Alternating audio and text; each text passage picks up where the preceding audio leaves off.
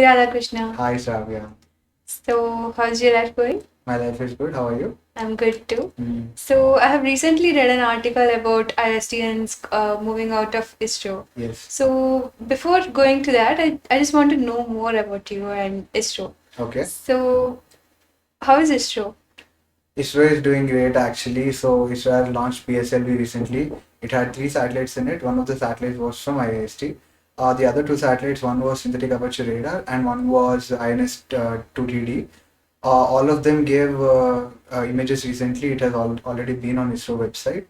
So yeah, ISRO is doing great actually. So, are you a part of the recent launch? Not launch in particular, but one of the satellite aboard of the PSLV was EOS-4, which is a synthetic aperture radar satellite. So I work at NRSC, right, National Remote Sensing Center, which is a part under ISRO. And at National Remote Sensing Center, we work on image processing out of the satellite data. So I worked on that EOS-4 satellite images, right? So yeah, I was a part of that whole mission per se, but not launch. Okay, so what's your part in it? Is it after the launch? Or Yeah. like what do you actually do in it? So to understand that clearly, right, we have to understand what ISRO particularly does, right? So ISRO is a parental organization which has child organizations under it, right? So there is a Space Application Center, there is URL Satellite Center, and also VSSC, Vikram Sarabhai Space Center, and one of the organization is NRSC like that, right? So I particularly work in NRSC, but a mission when it is conceptualized, it comes through the headquarters and then branches out into all these organizations.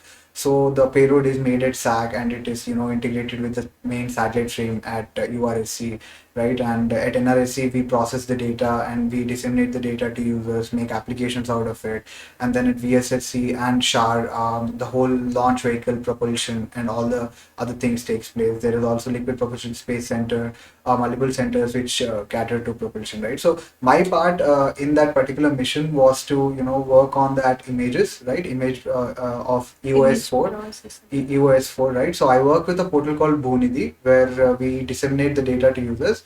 Some of it is free and some of it is paid currently. So it's like a Amazon portal, right? So you go to Amazon to buy a lot of different things, right? So we make a web portal for all the different users to come to that portal and buy satellite data or download satellite data if it is free, right? So I work on that portal and also on the quality analysis of that images for EOS-4. Yeah. So that's interesting. So you work on the software part. Yes. I Yeah. basically work with the software group of NRSC. Okay. Data processing. Yeah, data So processing. is it your engineering background? Some of it is in my engineering background. So I studied at IIST, right? It's Indian Institute of Space Science and Technology. My engineering background basically is in BTech Physical Sciences. When I used to study, it was called Physical Sciences, but now it is called Engineering Physics. So when I used to study, it was 4 years course, and now it is like dual degree course. So 4 plus 1 year of MS. You could do MS in atmospheric sciences or astronomy or astrophysics or some other courses like that. So I studied when it was 4 year course, BTech Physical Sciences. My background was basically, for the first 3 years, we study a lot of physics, applied physics, mathematics, etc. But in the fourth year, I took courses which are related to GIS, computer science, image processing, core machine learning, pattern recognition, that sort of stuff, right? So that's why I was, inclined to join NRSC when I graduated. So yeah, that's my background. That's interesting. So is it too tough to be in ISRO, like to join ISRO?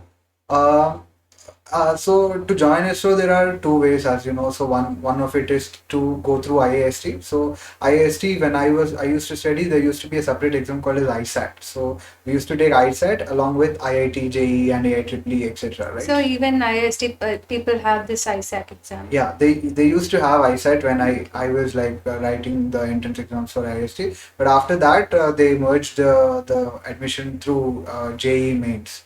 So I think even right now also the entrance to IIST is through JEE mains, right? So if you want to go into ISRO through IIST, so you have to be one among the top candidates from JEE mains, and you must have qualified JEE advanced, right? So that is one way. So I think it is pretty tough to be in the top candidates of JEE mains. The other way is to write ICRB exam, right? So it is almost of the level of GATE. So all the graduates who have done their BTech, can write this ICRB exam, and they can, they are then taken through an interview, the shortlisted candidates of the ICRB exam, and then based on the interview performance and the ICRB marks, they are given positions at different ISRO centers based on their backgrounds, right? So even that is also of the level of GATE, and only there are very limited vacancies every year. So I think joining ISRO is pretty tough, because there's a lot of competition. Almost every person in India wants to join ISRO, right? So there's good amount of competition, and yeah, so I think it is pretty tough to get into ISRO.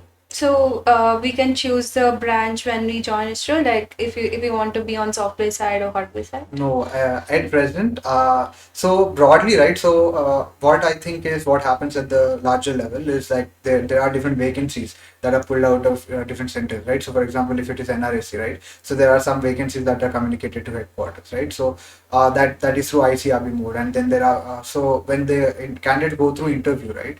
So if a candidate is from computer science background, so he might be mostly allotted to SAC or NRSC, because the vacancies are more suited for that candidate at this particular centers, right? So it all depends on how the candidate's background is and how they are allotted based on the vacancies. At IIST, we did had a preference to choose our own center based on the position that we were in the candidates list, right? So my GPA was like 8.2. I was like third or fourth in my class. So I had pretty much almost all options among different centers to choose. And because I was a Hyderabadi and NRSC, being in Hyderabad, I chose NRSC, and also my background is in computer science. So I feel pretty happy to be associated with NRSC and to work here. That's interesting. So Hyderabadi and RSC. Yes. And so coming to the article now. So what do you think about the article? Have you read it? Yes, I have gone through the article and also the counter articles that my juniors have written and also my classmates have written. So tell me your opinion when you have read the article. So explain me the article. So what's going on in Right. ISRO and So right. So see, IISTians, right? So what I think is what is my perspective is we all write the exam, right? So JEE mains or ISAT or whatever it is, right? And IST being a funded college, we get the admission for free. We need not pay any fees there. We also get in return a lot of money for reading books, and also we purchase books with government's money. We don't have to pay anything literally. We just have to pay the train fees, right? So getting into IST is like one of the most interesting things, because the only thing that you have to do to become successful at IST is to study, right? So the article basically focuses on people who have left ISRO, who have studied at IIST. Like I think a couple of my seniors, three people, all of them being my seniors, have contributed their opinions to the article, and it is good that people are coming out with the articles, and even a journalist also focusing on the opinions. But I think that whatever is expressed in the article is a bit biased towards some section of the thought, and some of the opinions that were mentioned were like there is no research going on in ISRO, right? And focusing firstly on that point, the research is not there in ISRO. I don't think that is particularly correct, because that might be the opinion of a certain individual only, right? Yeah. It's not like one individual cannot comment on a organization which has literally tens of thousands of employees, right?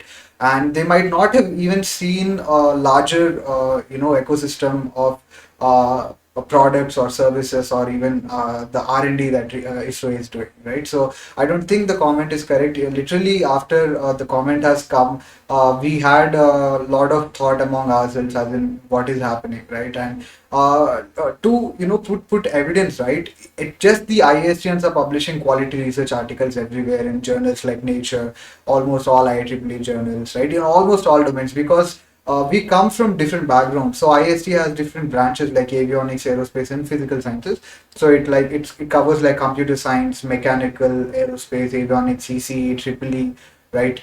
Max and GIS, a lot of different things, right? So there are students in every aspect of this domain, and there is work in ISRO in all of these aspects, right? So there are good quality journals, and there are people, my juniors like Litu, who have written CVPR level papers as well, and the work is really good. I have personally seen their work; it's really good. So I don't think the comment that people are doing that research is not there in ISRO, I don't think it is a generalistic statement. I think it's a very narrow statement. So there might be multiple reasons for people to leave ISRO. Probably for that person at that particular time, that might have been the reason, but I don't think it is really generalistic. Okay, so what? So it's not about research. So what's the other reason? Do you think it's growth? Uh, with respect to growth, also, like, if I want to talk about growth, right, we have to compare it with like the private sector or the academics, right? So let's compare it with private sector. So when you go into private sector, right, there is difference of job itself here, right? So when you're working with ISRO, it's not mostly a money earning job. I would say it's like money is a byproduct of it. Firstly, it's like a service, right? So uh, see, when we join ISRO, it's like a service to the nation. It's almost like IAS or IPS. You are just working for the country, and as a byproduct of it, you're getting money to yourselves, right? So to sustain yourselves or to grow. So considering that aspect, comparing it directly with the private sector would be not really, in synchronous, because in private sector, all that is needed is money, right? And if you are able to produce money, you see the growth. But in ISRO, it is like there has to be quality amount of research, quality amount of engineering that has to, come out of you, right? And slowly, if there is good quality inside you, the system will take you up. So I don't think there is like direct one-to-one comparison. But at least in ISRO, I have seen in almost all centers that IISTians, at least because the focus is of this article is IIST. IISTians are highly respected. They are sought after good projects. Like for example, if there is a complicated or a good project that is coming up, the management, I have seen personally that the management always goes after IISTians first, right? To put them in these projects, right? Because they at least trust us or probably want us to grow into these projects and into ISRO systems. So I don't think growth is an issue per se for this. Okay. So interesting, first of all. Yeah. And so if not growth, so do you think it's about the period that it's taking for to promote people, the 4 years period? I've heard Right. about it. So 4 years period, and there was also mention of bond and all that, Yeah. right? So 4 years period, I think it's same with every government service. So in especially, right. So for example, we take other government services. What happens is, unless and until there is a vacancy, you are not promoted. You are always in the same cadre if you are in administrative cadres, right? But at least in scientific cadres in ISRO, there is always reviews after the residential period. So in the initial days of the career, it is like for every 4 years we have our reviews. Once the review is gone through, it does not matter how many positions are there, right? So even if there is no like vacancy in that particular function designation, but you're given a scientific grade already. Like for example, I entered, or anyone enters into ISRO after the BTech in scientist engineer SC, right? After 4 years, there is a review, and if you're a potential candidate for growth, you get scientist engineer ST, irrespective of how many number of scientist STs are there, right?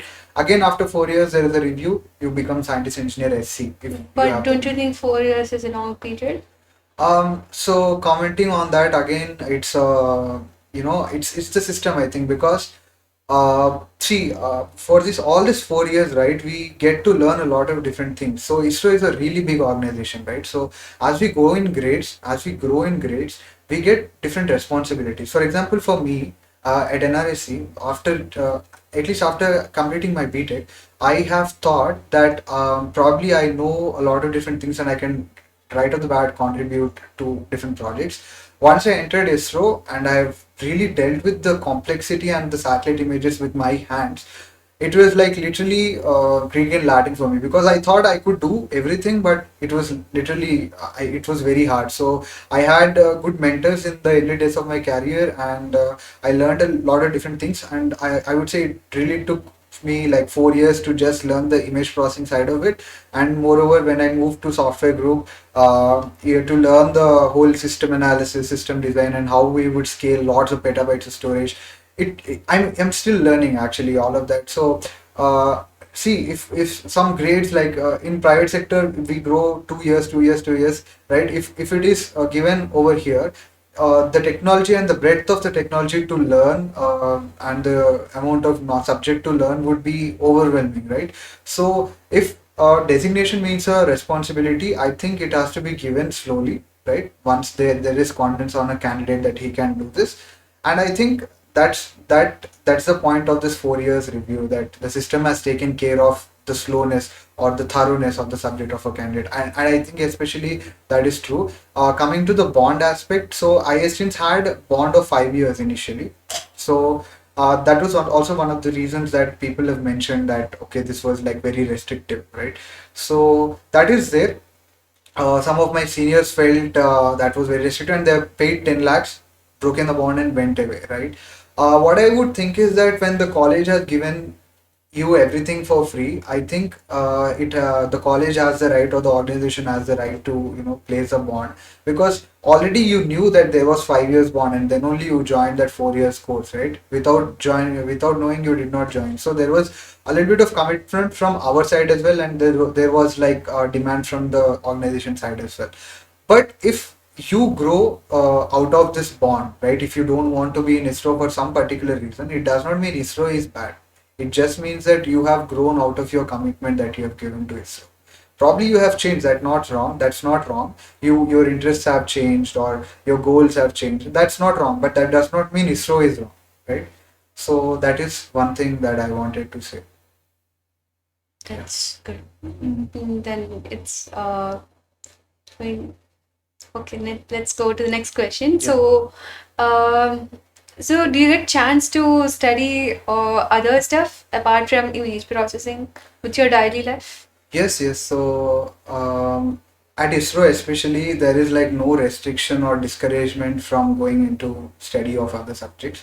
So talking about research, we have some projects like TDPs, right? Technology development projects. So that is something that anyone can propose and do. There is no discouragement that you should not do this or not do that. The only thing about slowness or discouragement is that, see, there is already a system established for projects that are already going on. Let's take PSLV for example. See, there's a lot of hereditary knowledge that has come into a project like PSLV, which has become a workhorse for ISRO, right? So obviously you could do your research on that, and you could all if you test your domain or whatever you have studied, you could obviously take it and implement it right off the bat.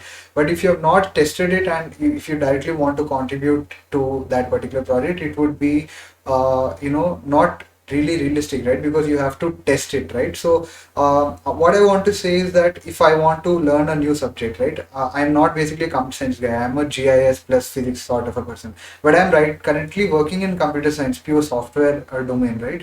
So there is no discouragement if you want to study good subject, and if you are getting into proficiency in that subject, they will test you with some small projects, and if you are good enough with that, they will obviously give you roles in which you could contribute in that domain.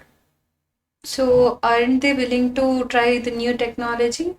They are trying new technologies. I see even in news also you are able to see. Yeah. We have tested quantum communication, especially at NRSC. I will only say. We at NRSC there is a lot of interesting things that are going on. We are working on landslide detection using deep learning. Actually, not me, but there are different groups that are working on it. Right, there are people who are working on agriculture, farm health, a lot of different applications, and I would say we are almost on par with where the world is going, right? So we have all the technology that is there. We get a lot of help from academics as well. We have close ties with IIST. ISRO has close ties with IIST, IITs, IISc.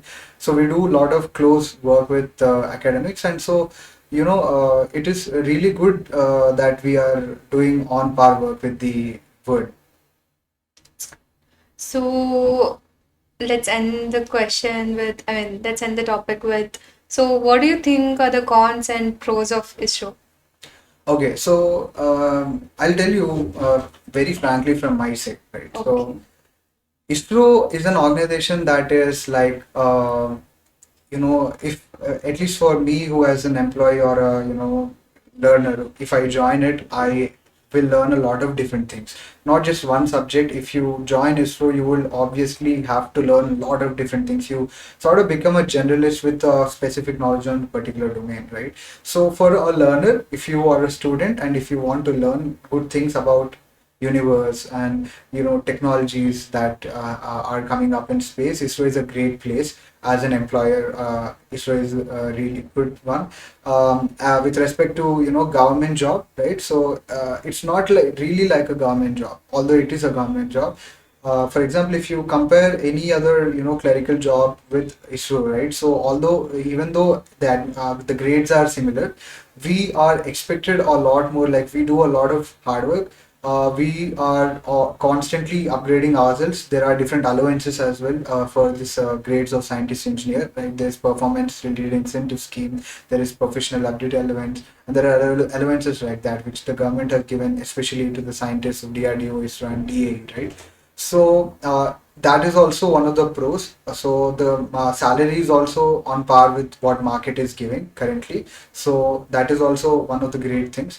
And above all of this, it's a service for the country, right? So my only aim when I was in my childhood was I always wanted to join Indian Air Force, but I could not join because of my eyesight. So because I was good in physics and maths, the next aim was that I wanted to work for ISRO, and I joined this. So I consider this as a service for my country, and if you treat this as a service for your country, you will do a lot of good contribution for ISRO and also get the salary that ISRO is giving and all the allowances that ISRO is giving. One of the greatest allowances that ISRO gives is the health scheme, right? So it covers your parents, your children, right, your spouse, and yourself with a lot of good coverage in medical domain. So that's also one of the pro. So all this aside, if you ask me about the cons, I think that. Especially with the cons. So the workforce that you have, right, the team that you work with, especially at least at NRSC, the team is very small, right, and you have a lot to cover, right. So what happens is there is a lot of responsibility on you and there's a lot of opportunity that I treat as an opportunity to learn, but it is like good amount of work is given to you and they expect you to handle that. So if you're not a type of a guy who can take that knowledge related pressure or knowledge related demand, I think that it would be a little downstepping on you. That's one of the con. But other than that, I don't think there is any negative thing with this role. Yeah, that's good. So, do you have any metrics that they calculate for the 4 years promotion? Yes, yes. So the review goes like this. So every year there is something called as annual appraisal, right? So the manager, whoever your reporting officer is, they take care of. There are different questions in that appraisal. You can give your opinion of what your work is and what has been assigned to you and how you have done it and how you have contributed to ISRO. Manager has his own opinion, and there are three reporting officers above you. So the hierarchy is like this. So if you join as an employee, right? So you are a scientist, engineer, SC, SD, SC, like that. So above you there is someone like division head or section head. So they take care of people 3, 4, or 4 to 10 or 15 number of people, right? So they are called division heads. So you report to them, and the division head reports to group heads or group directors. So group head has or group director has multiple divisions under him, and those group directors report to deputy directors who has a entirety or like groups of multiple groups under him. So the deputy director is for an area. So deputy directors report to director, who takes care of an entire center. Like NRSC has one director, right? So for you, there are two primary reporting officers, like your division head and a group director or group head. So deputy director will countersign your appraisal. So till deputy director, there is scope that whatever you are doing is known to till the area level, right? So the managers or division head firstly ticks off whatever he thinks about your, what his opinion is of your work, and then the group director countersigns and DD countersigns that. So though there are different metrics in that, so the division head marks all those metrics, and then it is very transparent. They discuss with you how your performance is, what they expect from you, what you have to do more to improve in some of the metrics, so that you can improve in the next years. Yeah. That's interesting. Mm. So, that's it. That's it from my end. So it's great to talk with you about ISRO and the article. Yeah. That has cleared many of my doubts. Yeah. So thank you so much. Yeah, thank you for having this discussion. I think this whatever conversation we had, clears a lot of doubts for people who wants to know different things of what is happening in the media right now. A Yeah. lot of people have personally messaged me asking clarifications about this. Who wants to join IIST, right? And Who wants to join ISRO also? ISRO Yeah. also. So I think this will clear some of their doubts at least. Right? Yeah. Yeah. Okay then. Bye.